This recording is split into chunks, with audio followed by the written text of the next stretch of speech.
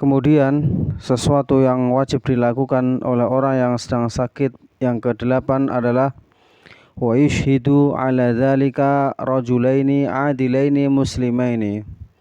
Hendaklah ketika ia akan berwasiat untuk mendatangkan dua orang saksi dari kalangan kaum muslimin yang adil. Kedua-duanya harus orang yang adil atau dapat dipercaya.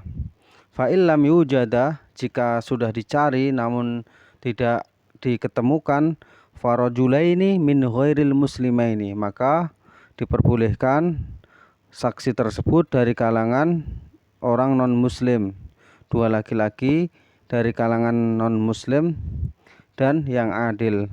Ala ayyastawthiq minhuma inda syakki bi syahadatihima, dan hendaklah mendatangkan atau mencatat atau mendatangkan notaris atau mendokumentasikannya jika suatu saat diragukan kesaksian mereka berdua. Nah, maka ini harus diperhatikan bagi orang yang hendak berwasiat ya. Hasba jaa bayanuhu fi qaulillahi tabaraka wa ta'ala. Hal ini Allah Subhanahu wa taala sudah gamblang, sudah jelas menjelaskan di dalam surat Al-Maidah ayat 106 sampai 108. Di sana Allah Subhanahu wa taala menerangkan jika seorang hendak berwasiat maka dipersyaratkan harus mendatangkan dua orang saksi dari kalangan orang muslim. Jika tidak maka dia harus mencari dari kalangan non muslim. Kemudian perkara yang ke-9, wa ammal wasiyatu lil walidaini wal aqrabin alladzina yarithuna minal musi fala yajuz. Adapun berwasiat kepada kedua orang tua atau kerabat untuk diberikan harta warisan yang mana mereka sudah mendapatkan harta warisan tersendiri, maka ini tidak diperbolehkan ya, li'annaha mansukhatin bi ayatil mirathi, dikarenakan berwasiat perintah berwasiat terhadap ahli waris ini sudah dihapus hukumnya dengan ayat waris itu sendiri ya. Wa bayyana dzalika Rasulullah sallallahu alaihi wasallam atamal bayan, dan juga Rasulullah sallallahu alaihi wasallam sudah menjelaskan dengan sempurnanya penjelasan ya. Fi khutbatihi fi hajjatil wada, ketika Rasulullah sallallahu alaihi wasallam berkhutbah di haji perpisahan. Jadi Rasulullah sudah menjelaskan bahwasanya ayat tentang berwasiat kepada keluarga, kerabat, orang tua itu sudah dihapus dengan ayat warisan. Faqala, maka Rasulullah sallallahu alaihi wasallam menegaskan, innallaha qad a'ta kulladzi haqqin haqqah, sesungguhnya Allah Subhanahu wa taala memberikan setiap orang yang berhak itu haknya masing-masing.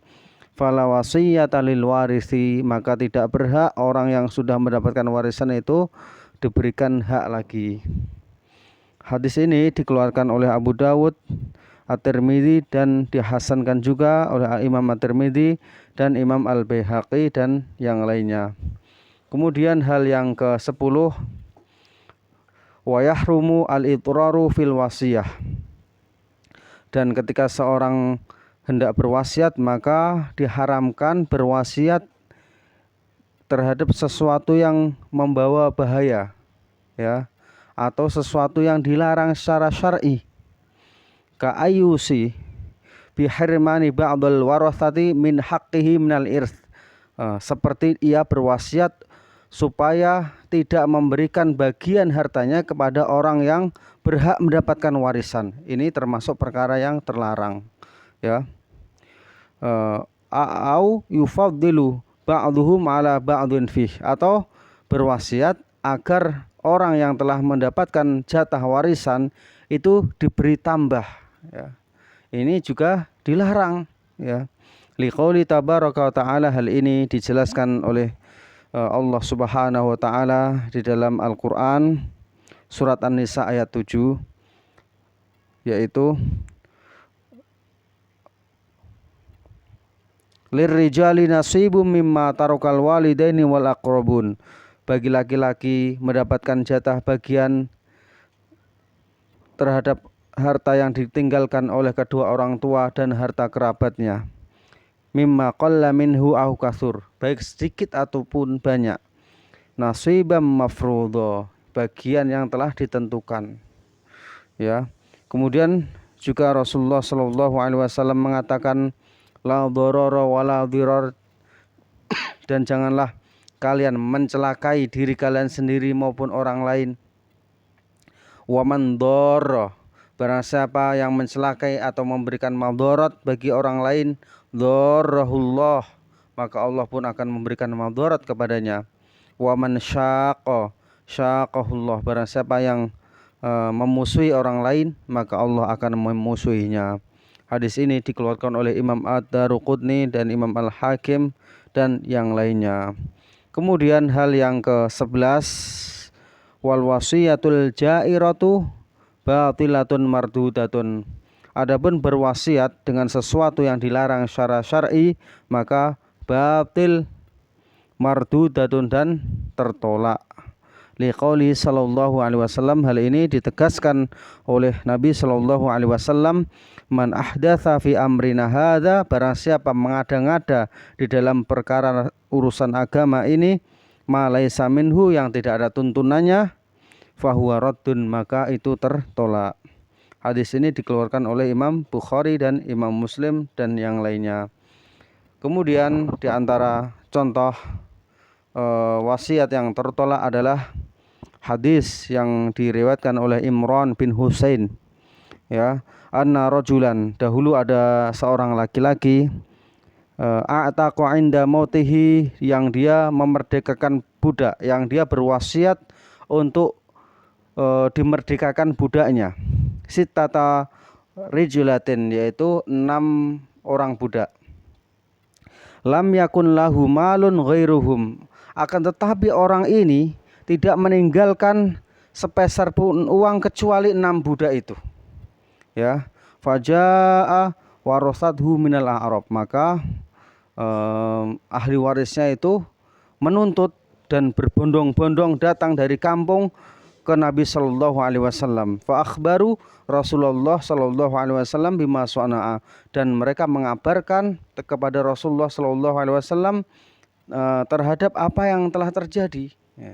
Ya Rasulullah, sesungguhnya saudaraku di kota meninggal, dia meninggalkan harta warisan, namun mereka tidak membagi harta warisannya, malah dia mewasiatkan seluruh hartanya. Dikabarkan kepada Nabi tentang hal ini. Qala au fa'ala dzalika, maka Nabi mengatakan, apakah ini sudah terjadi, sudah dilakukan? Qala, maka Nabi mengatakan, lau alimna insyaallah ma shallaina alaihi, seandainya saya tahu hal ini, maka saya tidak akan mensolati orang tersebut. Qala fa'ri abainahum fa'ataqa minhum itsnain, maka Rasulullah memerintahkan untuk mengembalikan seluruh budak yang diwasiatkan untuk dimerdekakan tadi, kemudian mengundi atau memilih 2 di antara 6 budak, waradda arba'atan firiq, kemudian memberikan 4 budak tersebut kepada ahli warisnya. Ini adalah contoh wasiat yang melanggar syariat, ya. Dan Rasulullah pun langsung mengembalikan budak tersebut ke sebagian kepada ahli waris. Hadis ini dikeluarkan oleh Imam Ahmad dan Imam Muslim dan yang lainnya. Kemudian perkara yang ke-12, walamma kana al-ghalib ala katsiri minan nas fi hadzal zaman al-ibtida'a fi dinihim, tatkala kebanyakan orang-orang di zaman sekarang ini berbuat bid'ah atau berbuat sesuatu yang baru di dalam perkara agama, wala siyama fima yata'allaq bil janaiz, terlebih dalam perkara tentang urusan jenazah, kana minal wajib ayusi al muslim bi an yujahaza wa yudfana ala sunnah, maka di antara perkara yang wajib bagi seorang muslim adalah untuk berwasiat agar besok kalau dia meninggal dunia, maka dipersiapkan mayatnya dan dikebumikan mayatnya sesuai dengan sunnah, ya. Ketika kita melihat, ya, di dalam masyarakat ini ada sesuatu yang baru atau banyak mengada-ngada terhadap perkara khususnya dalam masalah jenazah, maka kata Syekh Al-Albani di sini adalah merupakan hal yang wajib untuk berwasiat supaya dikebumikan dan diurus jenazahnya sesuai dengan sunnah, ya. Amalan biqoulihi ta'ala, karena ini mengamalkan firman Allah Subhanahu wa taala, ya ayyuhalladzina amanu, wahai orang-orang yang beriman, jagalah, ya. Jagalah anfusakum wa ahlikum naro, diri kalian dan keluarga kalian dari api neraka, ya.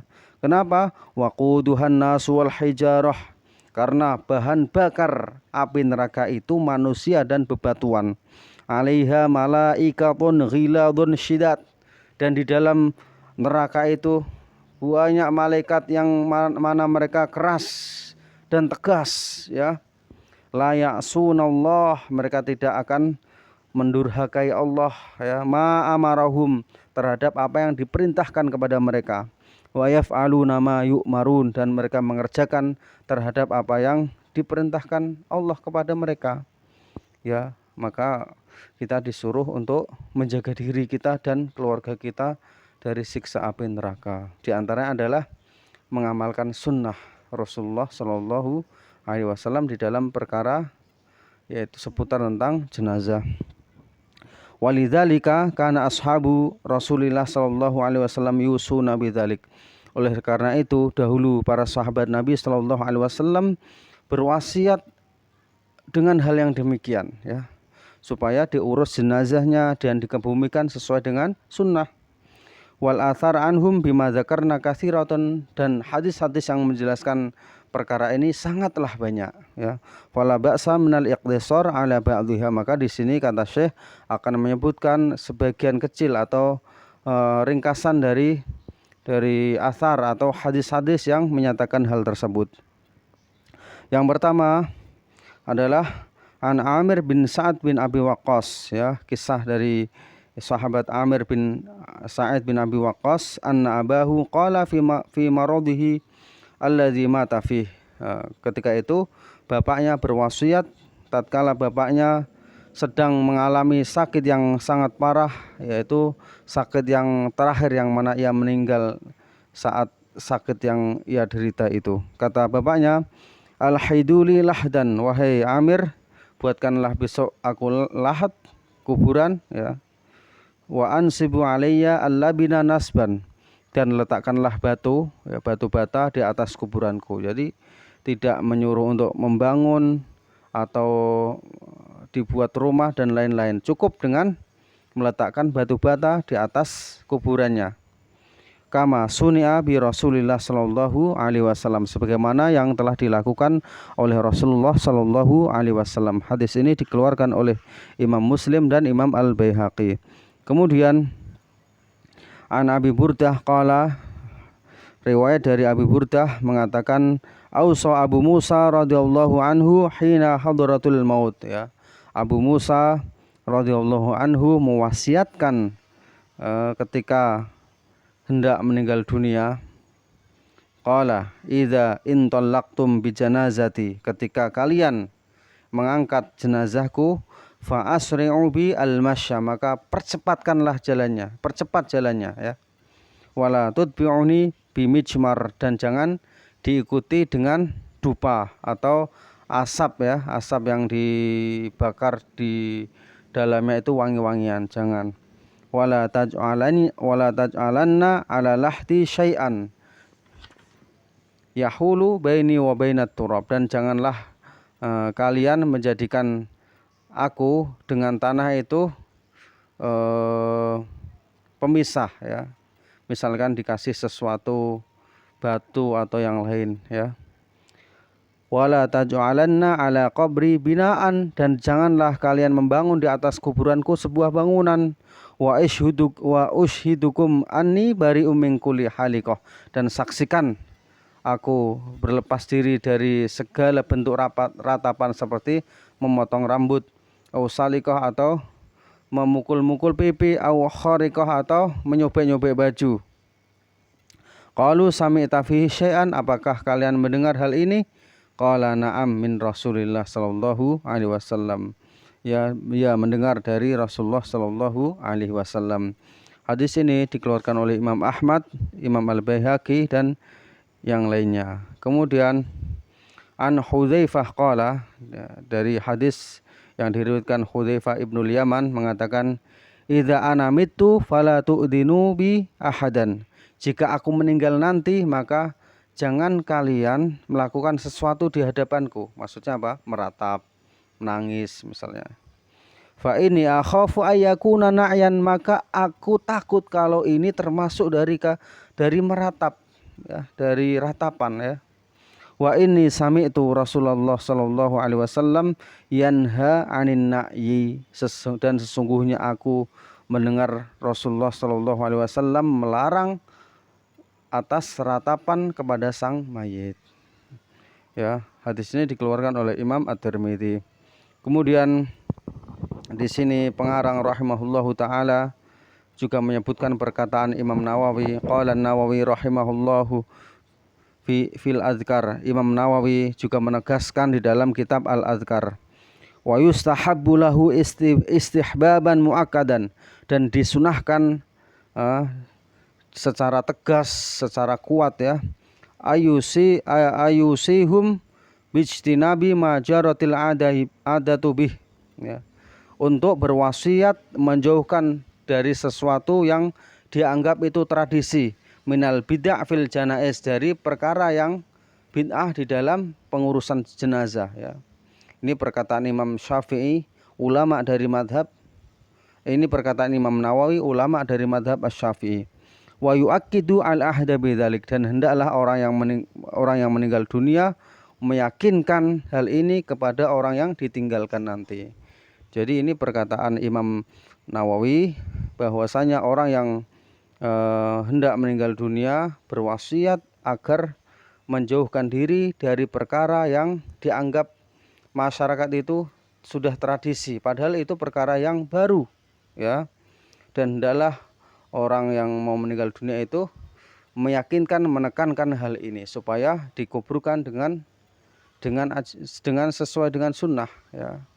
Demikian. Assalamualaikum warahmatullahi wabarakatuh.